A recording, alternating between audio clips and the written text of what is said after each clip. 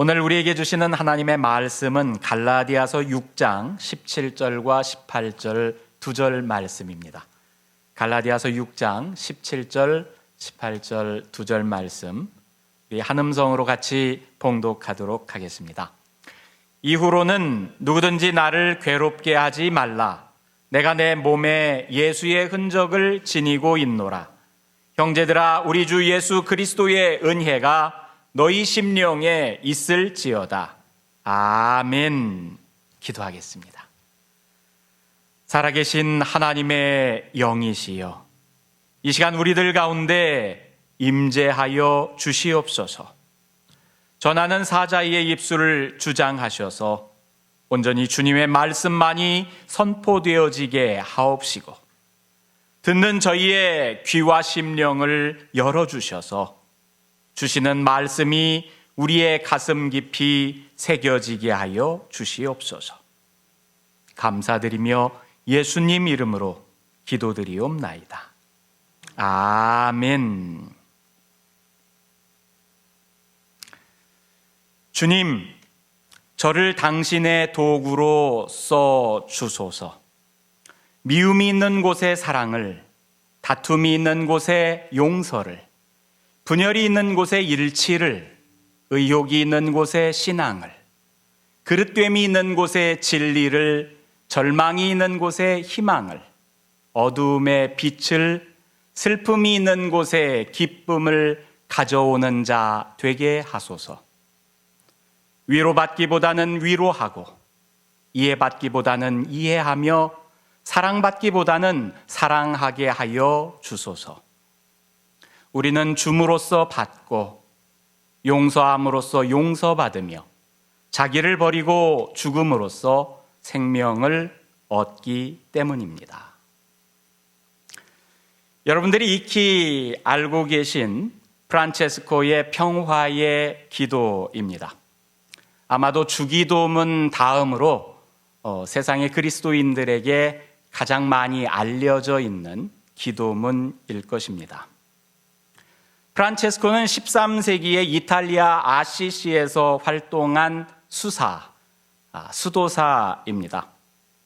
여러분, 오늘 주보에 보면 종교개혁 기념주일이라고 써 있고 또 칼럼에 기도문도 써 있습니다만은 1517년 루터가 95개 논제라는 제목으로 원죄는 면죄부에 있다고 선언된 효력에 대한 반박, 그래가지고 마인츠에 있는 대주교에게 서신을 이렇게 쓰면서 종교개혁이 시작되었는데, 그것을 기념해서 500여 년 지난 오늘까지 이 교회가 종교개혁 기념주의를 지키고 있습니다.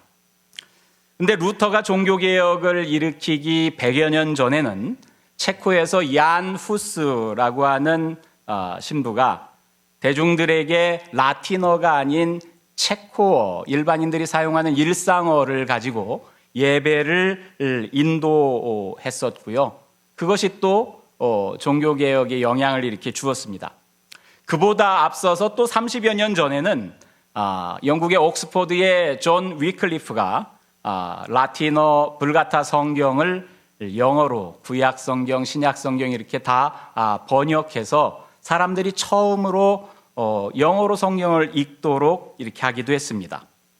그래서 위클리프를 가리켜서 종교개혁을 일으키게 된 새벽별이다, 이렇게 부르기도 합니다.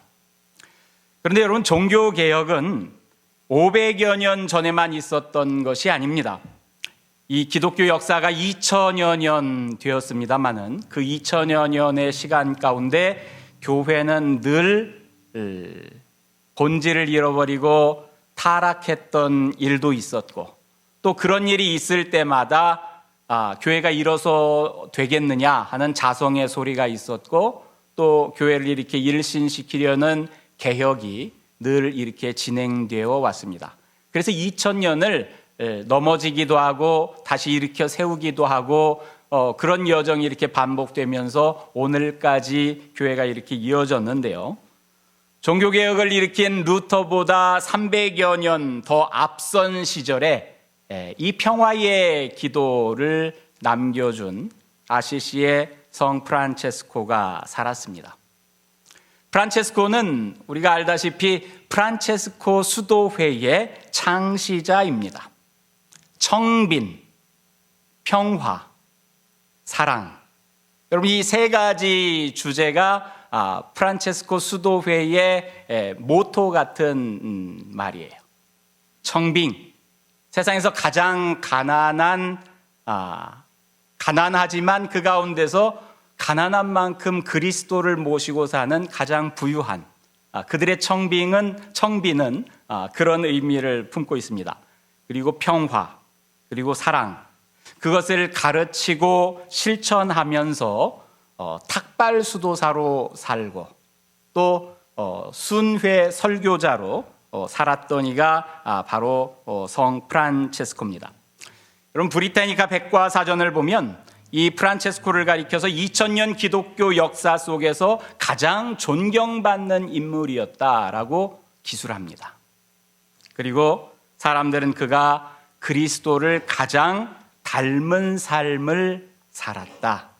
2000년 기독교 역사 가운데 누가 예수 그리스도를 가장 닮은 자로 살았냐 이렇게 이야기할 때 주저함 없이 이 성 프란시스코가 논의되고 합니다. 저는 지난 한 달간 프란체스코에 대해서 성찰할 수 있는 기회가 많았습니다. 그에 관한 그림을 보기도 했었고 또 그에 관한 음악 연주를 듣기도 했고 또 그에 관한 2권의 책을 읽기도 했습니다. 프랑스에 방문했을 때 루브르 박물관에서 본도네가 그린 성 프란체스코의 그림을 봤던 것이 그 시작이었습니다. 조토 디 본도네 이탈리아 화가가 그린 그림인데요. 이 오상을 받는, 오상은 5가지 상처의 흔적을 이야기하는 거죠. 예수님이 십자가에 못 박혀서서 양손에 또 양발에 그리고 옆구리에 이렇게 상처 난 채로 죽으셨는데 그분의 상처를 그대로 이렇게 받은 거죠. 그래서 오상을 받은 성 프란시스코라고 하는 그림입니다. 근데 이 그림의 하단부에 3개의 그림이 있어요. 이것을 조금 더 확대해 가지고 제가 이 그림 왼편에 이렇게 올려놨습니다만은 첫 번째 그림을 보면 이 프란체스코가 활동했던 시절에 당시 교황인 인코켄티우스 3세가 꿈꾼 것을 이렇게 그림으로 표현해낸 거예요. 교황이 꿈을 꿨는데 교회가 무너지는 꿈을 꾼 거예요. 근데 교회가 무너지는데 그 교회를 바치고 다시 일으켜 세우는 인물이 이 프란체스코입니다. 여러분, 본인들도 아는 거죠. 교회가 타락해서 교회가 점점 교회의 역할을 못하고 무너져 가는데 그 무너지는 교회를 프란체스코가 이렇게 다시 일으켜 세우는 모습이 이 그림 가운데 있어요. 2번째 모습을 보면 프란체스코 수도회의 수도회칙을 교황에게 건네면서 수도회가 세워지는 것에 대한 그림을 이렇게 그립니다. 아까도 말씀드렸듯이 청빙, 가난함. 여러분, 프란체스코 수도회의 수사가 된다 그러면은 모든 것을 다 버리고 가야 합니다. 자기 소유가 하나도 있어서는 안 돼요. 그 대신 예수 그리스도를 쫓아가는 거죠. 나는 더 예수 그리스도를 쫓아가기 위해서 내가 가진 모든 것은 다 뒤로 버리고, 마치 사도 바울이 내 모든 것을 나의 이렇게 분비물로 여기고 다 뒤로 버리고 그리스도를 쫓아서 잡으려고 달려가노라 했던 그 고백과 같은 것이 이 수도회에도 있지요. 여러분, 3번째 작은 그림을 보면 새들에게 설교하는 프란체스코라고 이렇게 그림이 그려져 있어요. 여러분, 프란체스코가 순회 설교자로 살면서 많은 그 이방인들에게 복음을 이렇게 전합니다. 심지어는 무슬림들에게, 그들의 왕인 술탄에게도 가서 복음을 전하고 그 사람을 이렇게 회개시키도록 하기도 하고, 또 십자군에 원정돼서 나가는 군인들이 이 저지르는 많은 그 학살, 그 만행들을 저지시켜가면서 그들에게 설교를 하기도 하고, 근데 많은 이들에게 설교를 할 때 설교를 사람들이 이렇게 잘 듣고 회심하기도 하지만 대부분의 이방인들이 무시하고 설교를 듣지 않아요. 설교를 듣지 않을 때 그 청중들을 대신해서 동물들이 와서 프란체스코의 설교를 들었다고 그래요. 그래서 새들이 와서 설교를 듣고 강에 있는 물고기들이 몰려와서 설교를 듣고, 그런 전설들이 있는데 그것을 그림 가운데 이렇게 그려놨어요. 근데 이 작은 그림들보다 이 그림의 주된 내용을 이루고 있는 것이 예수 그리스도의 상처를 자기가 몸으로 받아내는 그 그림이 있지요. 오상, 이 5가지 상처를 거룩한 상처라고 그래서 성흔이라고 부르고, 그리고 그리스 말로 스티그마, 그리고 복수 형태로는 스티그마타, 이렇게 이야기를 합니다. 그래서 이 그림을 가리켜서 영어로는 stigmatization of Saint Francis, 이렇게 이야기를 합니다. 프란시스코가 받아내는 이 상처, 그런 의미지요.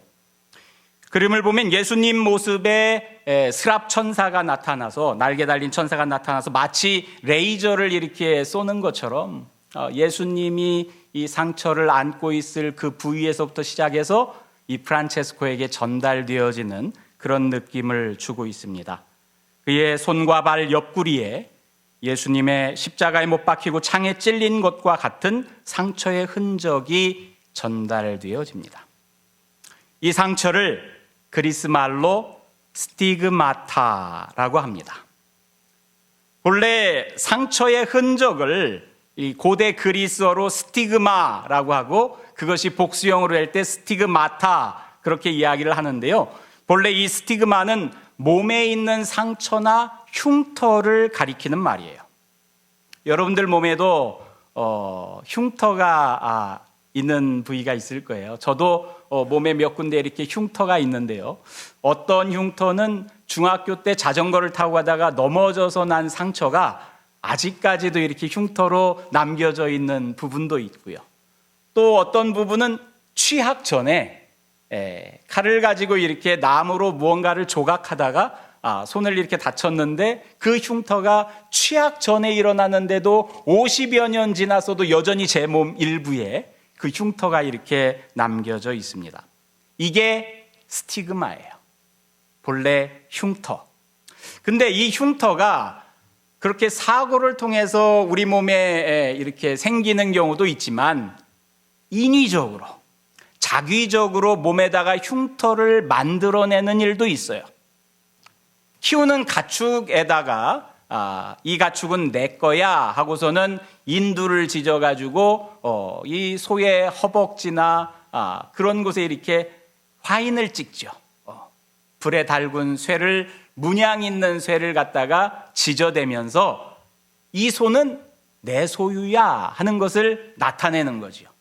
이 가축들이 더러 이렇게 도둑맞기도 합니다마는, 이 몸 일부에 내 가축이다 하는 표시가 있으면 사람들이 좀처럼 잘 훔쳐가질 않아요. 훔쳐가도 나중에 어디 장에 내다 팔래도 이거 네 게 아니라 다른 사람 건데 하는 표식이 되니까 말이죠. 여러분, 가축에만이 아니라 사람에게도 옛날에는 노예 제도가 있었잖아요. 그래서 노예들에게 이런 화인을 찍습니다. 우리 집 노예야 하는 식으로 낙인을 찍는 거죠. 누군가의 소유인 것을 표시하려고 몸의 일부에 인위적으로 흉터를 만들어낸 것을 일컫는 말도 이 스티그마타입니다. 오늘 본문에서 바울은 자신에게 이 스티그마가 있다고 말합니다. 이 스티그마는 예수의 스티그마예요. 내가 내 몸에 예수의 흔적을 지니고 있노라. 우리 개역 성경에는 예수의 흔적이라고 이렇게 번역되어 있지만, 이 말이 그리스어로는 스티그마타 투 예수, 예수의 낙인입니다. 공동번역 성경을 보면 내 몸에는 예수의 낙인이 찍혀 있습니다. 그렇게 되어 있어요. 내 몸에는 예수의 낙인이 찍혀 있습니다. 영어로는 Mark of Jesus. 예수님의 마크가 찍혀져 있다. 그런 말이죠. 바울이 몸에 지닌 예수의 흔적이라고 말했는데 이 몸에 지닌 그의 흔적, 예수의 흔적, 예수의 낙인 뭘 의미하는 걸까요? 여러분 우선 우리는 예수 그리스도의 복음을 전하며 받은 고난의 흔적들이다. 이렇게 생각해 볼 수 있습니다. 여러분 고린도후서 11장에 보면 사도 바울이 자신이 예수 그리스도의 복음을 전하면서 받았던 많은 고난들에 대해서 기술해 놓은 부분이 있어요. 내가 수고를 넘치도록 하고 옥에 갇히기도 하고 매도 수없이 맞고 여러 번 죽을 뻔했습니다. 유대인들에게 40에서 하나 감한 매를 5번 맞았으며 한 번씩 매를 때릴 때마다 39번을 때리는가 보지요. 이 5차례 그렇게 매를 맞았답니다. 3번 태장으로 맞고, 태장이 뭐예요? 여러분 흥부가 이 사또한테 끌려가서 매질당할 때 여러분 넓은 매 때리는 널쩍한 판자 나무가 있잖아요. 그걸 태장이라고 그래요. 그런 걸로 3차례 맞았고 돌로 1번 맞았고 3번 파손하고 일주야를 깊은 바다에서 지냈고 또 여행하면서 강의 위험, 강도의 위험, 동족의 위험, 이방인의 위험, 시내의 위험, 광야의 위험, 바다의 위험, 거짓 형제 중에 위험을 당하고 또 수고하며 애쓰고 여러 번 자지도 못하고 줄이고 목마르고 굶고 춥고 헐벗었노라. 이 사도 바울이 이런 고난을 내가 겪었습니다. 그러면서 자기 몸에 그 겪었던 고난의 흔적이 있습니다. 이렇게 이야기하기. 매질당했던 흔적이 몸에 있겠지요. 여러분 왜 히어로들이 나오는 영화들, 어벤져스 뭐 이런 것들을 이렇게 보면 그 히어로로 등장하는 인물들이 더러 흉터를 자랑하는 경우가 있어요. 뭐 이렇게 우통을 벗고서 서로 이렇게 난 흉터들을 보면서 이 흉터는 언제 생긴 거야? 이 흉터는 언제 생긴 거야? 누구를 구하다가 생긴 거야? 그런 것을 이야기하면서 자랑하는 경우가 있는데 마치 그런 것처럼 사도 바울도 예수 그리스도의 복음을 위해서 고난을 당한 그 흔적이 몸에 있다는 거죠. 그렇게 아마도 예수의 흔적이다. 내가 내 몸에 예수의 낙인이 있다. 그렇게 얘기하는 것을 아마 이 고난을 겪으면서 자기 몸에 얻은 훈장 같은 그것을 이야기하는 것이 아닐까 이야기할 수도 있겠습니다. 그러나 거기서 한 걸음 더 나아가서 몸에 새겨진 고난의 상처라는 것을 넘어서서 몸이 아니라 사도 바울의 심령에 새겨진 예수 그리스도의 은혜의 흔적이다. 이렇게 이야기할 수도 있습니다. 왜냐하면 여러분 갈라디아서라고 하는 책을 이렇게 보면 이 사도 바울이 육체의 흔적을 자랑하는 유대계 그리스도인들과 대결을 계속해서 이렇게 펼쳐냅니다. 오늘 본문 바로 앞구절에 있는 말씀입니다. 여기에도 보면 육체를 자랑하는, 할례받은 육체를 자랑하는 사람들과 그것이 아니야. 예수 그리스도의 십자가가 중요하고 십자가를 자랑하는 자신과 대비시켜가면서 설명해 놓은 부분이 나오지요. 할례를 받은 그들이라도 스스로 율법은 지키지 아니하고 너희에게 할례를 받게 하려는 것은 그들이 너희로 육체로 자랑하려 함이라. 그러나 내게는 우리 주 예수 그리스도의 십자가 외에 결코 자랑할 것이 없으니 이렇게 이야기를 합니다. 여러분 스티그마, 낙인, 상처의 흔적은 겉으로 드러나는 외상에만 있는 것이 아닙니다. 여러분 겉으로 드러나지 않는 내상도 있지요. 안에 난 상처예요. 트라우마 같은 거죠. 여러분 우리 정신이 감당하기 어려운 충격을 받으면 그것이 상처가 되어서 우리 정신에 새겨집니다. 큰 사건 사고를 겪는다든지 사랑하는 사람을 잃는다든지 그런 일을 겪으면 우리 심령 가운데 새겨지는 상처의 흔적이 있어요. 예수의 흔적도 이렇게 우리의 심령에 새겨진 스티그마일 수 있다는 거죠. 이것은 트라우마처럼 부정적인 것이 아니라 최상의 긍정적인 흔적, 은혜의 흔적입니다. 내 모든 트라우마를 태워서 불사르고 나를 감당할 수 없는 은혜의 도가니에서 나를 새롭게, 정금같이 새롭게 만들 수 있는 흔적입니다. 바울은 이렇게 말합니다. 할례나 무할례가 아무것도 아니로되 오직 새로 지으심을 받는 것만이 중요하니라. 형제들아, 우리 주 예수 그리스도의 은혜가 너희 심령에 있을지어다.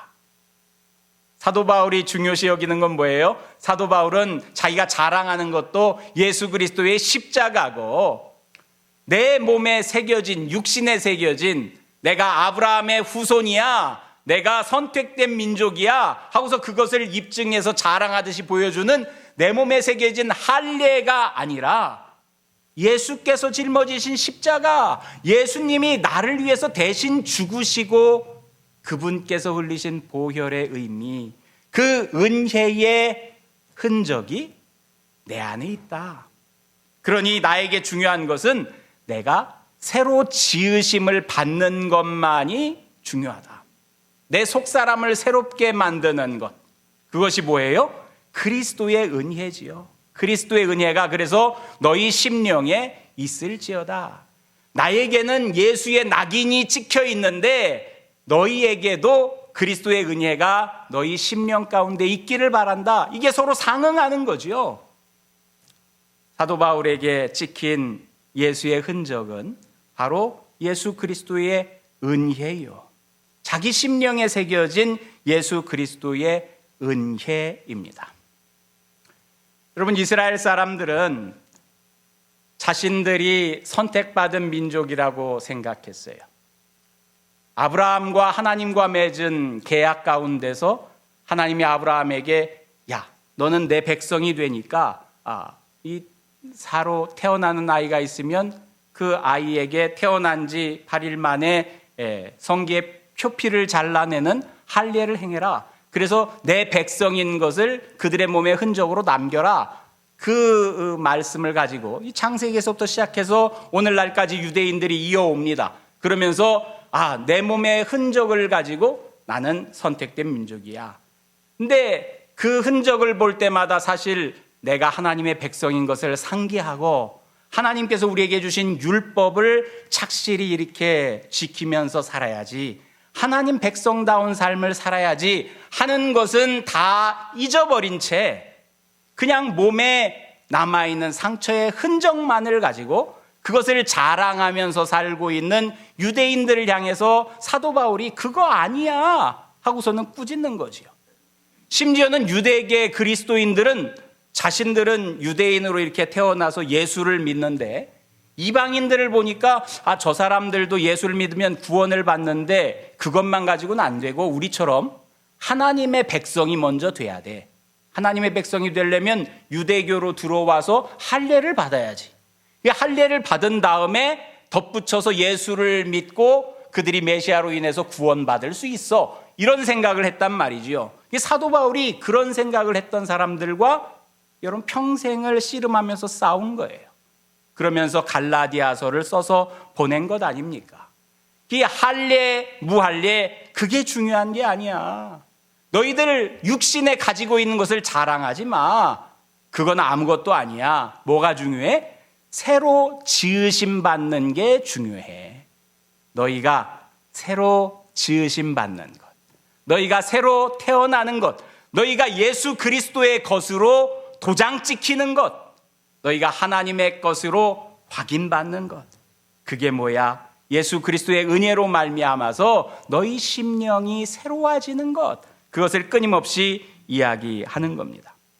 사도 바울은 내 몸에는 예수의 낙인이 찍혀 있습니다 이렇게 말했잖아요. 여러분, 이것을 영어로 아까 뭐라고 그랬어요? Mark of Jesus. 예수님의 마크가 나한테 브랜디드 돼 있습니다. 나한테 찍혀 있습니다. 그 이야기예요. 여기에 브랜드라는 말이 나와요. 브랜드. 여러분 브랜드 좋아하시잖아요. 그죠?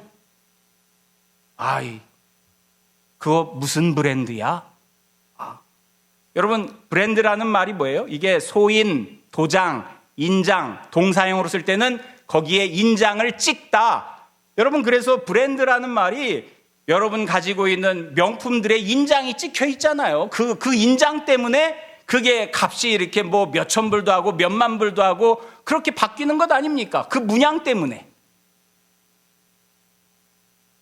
여러분 제가 파리에 갔을 때 샹젤리제 거리를 이렇게 걷기도 했는데 거기 가니까 여러분들이 좋아할 법한 브랜드라고 하는 것들이 그냥 쫙 있더라고요. 이 본점이야. 쉽게 얘기해서 브랜드의 본점. 파리의 샹젤리제에 뭐 에르메스니 뭐 루이비통이니 디올이니 그런 것들이 가게가 이렇게 쭉 있어요. 더욱이 제가 방문했을 때가 패션 위기예요. 1년에 한 차례씩 여러분 패션쇼를 여는 거죠. 각 브랜드들마다 여러분 패션쇼를 여는데 세계적인 모델들 뭐 자기네 모델들이 다 와가지고 쇼를 하죠. 아주 난리 법석이더라고요. 파리가 그걸로 그냥 난리가 났어요. 일주일 동안. 여러분 바울 사도는 내 브랜드는 예수다 이렇게 이야기하는 거예요. 나는 예수의 낙인이 찍혀 있습니다. 내 브랜드는 예수요. 프란체스코는 본래 부유한 상인의 아들이었습니다. 그런데 아버지의 것을 다 버리고 자기 속옷까지도 다 버리고 알몸으로 시작해서 여러분 수도사의 길을 걸어가요. 모든 것은 다 버리고 내가 그동안 지녀왔던 브랜드는 다 버리고 예수라는 브랜드에 내가 찍히기 위해서 내가 예수라는 브랜드를 갖기 위해서 그것만 추구하기 위해서 모든 것을 뒤로 하고 사는 거죠. 종국에는 그리스도의 십자가 5 상처마저도 그가 추구해서 기도 끝에 얻고 생을 이렇게 마쳤습니다. 여러분이 소원하는 브랜드는 뭡니까? 여러분에게 지금 찍혀 있는 마크는 무엇이고 누구의 것입니까? 그리고 어떤 마크가 여러분들의 브랜드가 되길 바라고 계십니까? 이 세상은 물건들만 브랜드라고 이야기하는 게 아니라 사람들도 브랜드가 있다고 이야기합니다. 어떤 사람은 명문대 출신이야. 그런 브랜드가 찍혀져 있어요. 어떤 사람은 금수저 집안 출신이야. 그런 브랜드가 찍혀 있죠. 또 어떤 사람은 직장이 좋아. 대기업 연봉을 많이 받는 그런 직장의 임원이야 하는 브랜드가 찍혀 있어요. 그리고 세상 사람들은 그런 것들을 자랑합니다. 그러나 저와 여러분은 다른 브랜드를 자랑하기를 바랍니다. 저와 여러분은 예수 그리스도가 브랜드요. 우리의 심령에는 예수의 십자가라고 하는 은혜의 마크가 브랜드로 찍혀 있습니다. 이사야는 말합니다. 내가 너를 구속하였고 내가 너를 지명하여 불렀나니 너는 내 것이라. 하나님께서 선지자를 통해서 우리에게 알려줘요. 내가 누구 거라고요? 하나님 거라고요. 우리에게는 하나님 브랜드가 찍혀 있어요. 여러분 이게 명문대니 세상에 월급 많이 주는 대기업의 임원이니 그것만 못한 거요? 내게는 하나님의 인장이 찍혀 있는데.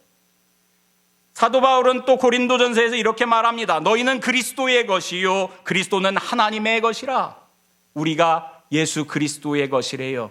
우리의 몸에 예수님의 브랜드가 찍혀져 있다는 얘기요. 그리고 그 예수는 하나님의 브랜드가 찍혀져 있어요. 저와 여러분은 예수의 것이고 하나님의 것입니다. 여러분 성경은 종으로 낙인 찍힌 사람들을 자유인으로 해방시켜 주시는 하나님의 구원 사건을 끊임없이 말하고 있습니다. 바로의 종살이하던 바로의 노예라는 낙인이 찍혀있던 히브리인들이 해방되어지는 사건에서부터 시작해서 죄의 낙인이 찍힌 죄 아래에서 사탄의 종살이하던 우리를 십자가로 값을 치르고 하나님의 것으로 삼아주시는 예수 그리스도의 구원 사건에 이르기까지 너희는 너희 것이 아니라 값으로 산 것이 되었으니 그런즉 너희 몸으로 하나님께 영광을 돌리라.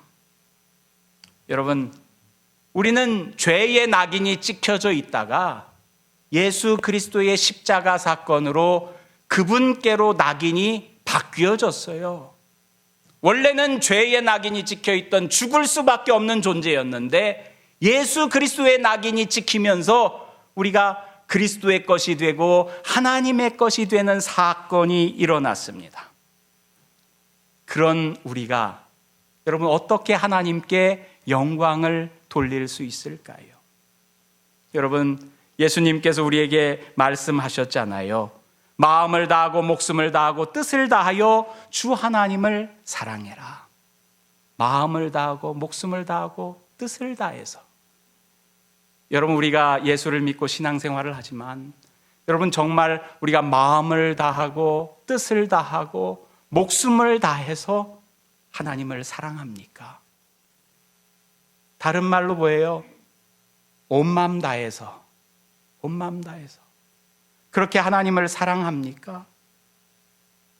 성 프란시스는 그의 손과 발 옆구리에 그리스도의 낙인이 찍혔지만 저와 여러분은 우리 심령 가운데 그리스도의 낙인이 찍히고 또 우리가 살아가는 삶의 방식 속에서 그 찍힌 그리스도의 흔적을 드러낼 수 있길 바랍니다.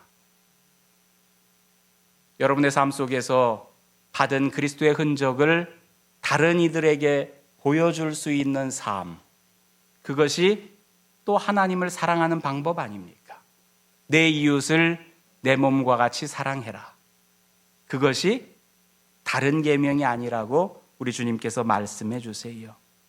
여러분, 온 마음 다해 우리 하나님을 사랑하고 또 내 이웃을 내 몸과 같이 사랑하는 그것을 통해서 우리에게 주신 예수의 흔적을 나누는 저와 여러분들 되시기를 주님의 이름으로 축원합니다. 하나님 감사합니다. 우리에게 예수 그리스도 낙인을 찍어주시고 그리스도의 것이 되게 하여 주시고 하나님의 것이 되게 하여 주시어서 이 세상 사단의 것이 아니라 하나님의 것인 삶을 살아갈 수 있게 하여 주시니 감사합니다. 삶 속에서 예수님의 흔적을 드러내는 저희들 되게 하여 주시옵소서. 주님 주신 은혜를 나누는 삶을 살게 하시고 주님 보여주신 그 사랑을 나누는 삶을 살게 하여 주시옵소서. 감사드리며 예수님 이름으로 기원하옵나이다. 아멘.